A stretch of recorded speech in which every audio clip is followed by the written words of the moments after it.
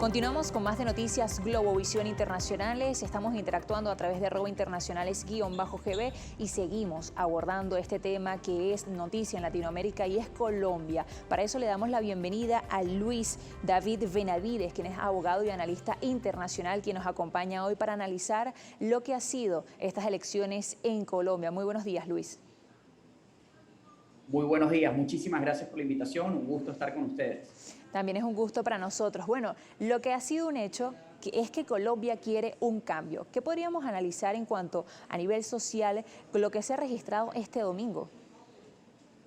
Bueno, lo cierto es que las elecciones presidenciales de primera vuelta en Colombia son un hecho histórico por muchos sentidos. En primer lugar, luego de 200 años, ningún miembro ni del Partido Conservador ni del Partido Liberal, que son los dos partidos políticos de tradición en Colombia, van a tener un representante dentro de la segunda vuelta presidencial. Pero a su vez, en estos 22 años, el uribismo, no solamente el candidato, en ese entonces candidato, luego presidente Álvaro Uribe, sino también sus sucesores, han tenido presencia en el balotaje en la segunda vuelta presidencial. En esta ocasión, ningún miembro ni del Partido Liberal, ni del Partido Conservador, ni de los factores cercanos al uribismo va a estar presente en la segunda vuelta.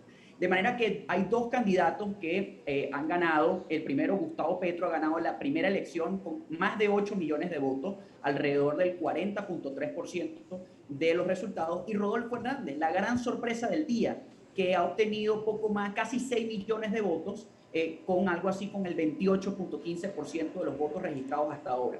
De manera que es una gran... ¿Sí?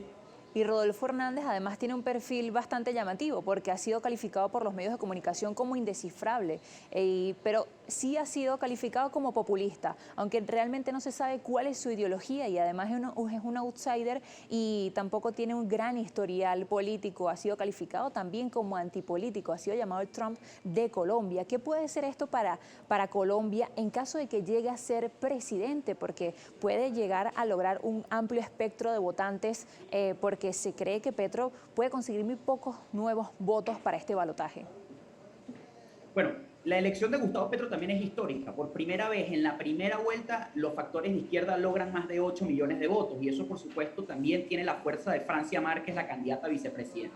Pero en el caso de Rodolfo Hernández, por supuesto que comparto contigo, es indescifrable, lo han calificado de populista.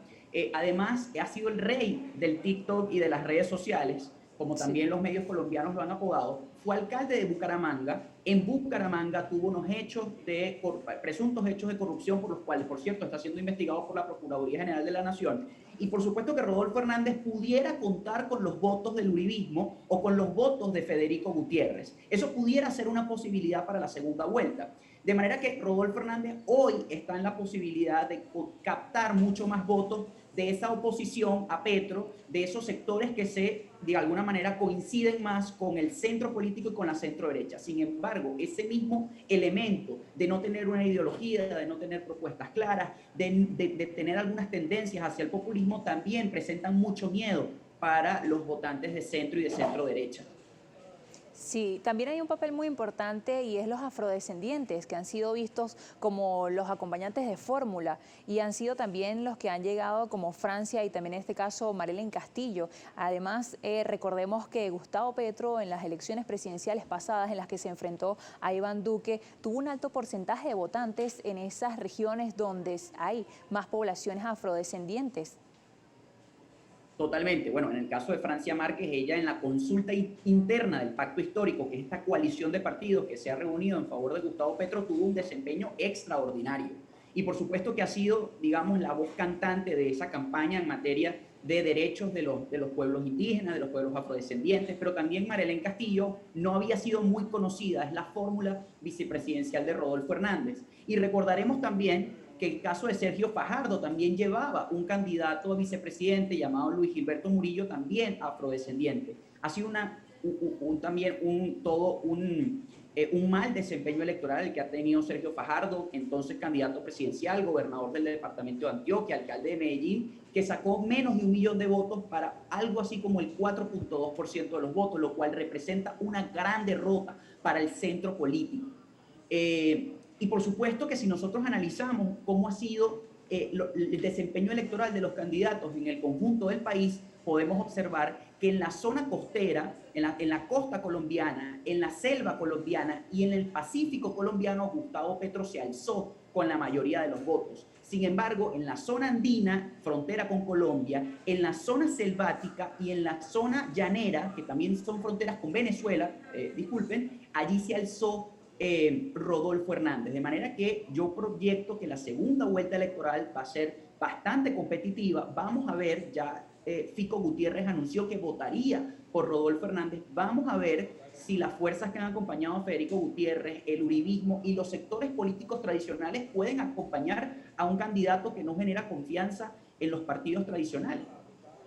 Claro, y ya hablando de relaciones internacionales, por ejemplo, Estados Unidos, Colombia es un importante aliado de Estados Unidos e incluso de la OTAN, a pesar de que no es un país integrante. En caso de ser Gustavo Petro el próximo presidente de Colombia, con este perfil además exguerrillero, ¿cuál podría ser la relación entre Estados Unidos y Colombia? Y si no, y si en caso de ser Rodolfo Hernández, ¿cuál sería también esta relación entre Estados Unidos?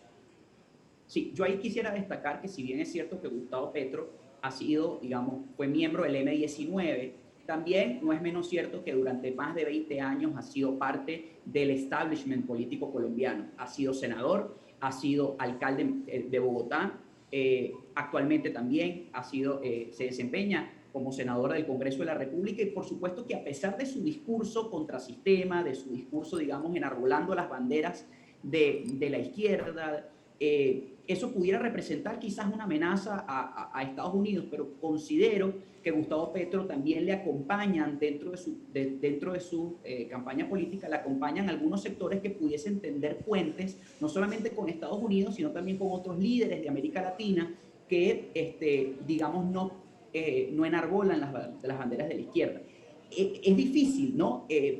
Ponérsela al votante colombiano en la segunda vuelta, porque por un lado tienen a un dirigente de izquierda que tiene un discurso contrasistema, pero que su ideología ha sido plenamente identificada, y por otro lado tienen a un candidato que no se sabe realmente qué es lo que va a hacer dentro de su gobierno, porque ha cambiado de propuesta cada cierto tiempo. De manera que así como para el electorado colombiano, Rodolfo Hernández es pudiera pasar cualquier cosa, igualmente los países de América Latina, Estados Unidos, Canadá, pero también el conjunto del continente, las expectativas que hay sobre Rodolfo Hernández son bastante, difíciles porque no se sabe cómo va a ser su gobierno. Lo que sí es importante destacar es que las fuerzas políticas dentro del Congreso de la República, tanto del Senado como de la Cámara de Representantes, no hay mayorías claras. Y como no hay mayorías claras, esto va a permitir que haya un mayor control político, bien sea a la gestión de Gustavo Petro o a la gestión de Rodolfo Hernández. Y eso, por supuesto, va a generar muchísima más confianza en los países vecinos. Bueno, Luis, agradecemos que nos hayas acompañado y que hayamos analizado juntos estas elecciones que han sido históricas. Esperamos poder revisar más detalles de esto y analizarlo junto a ti en el próximo balotaje presidencial. Nos acompaña David Benavides, abogado y analista internacional. Muchas gracias. Muchísimas gracias, un gusto.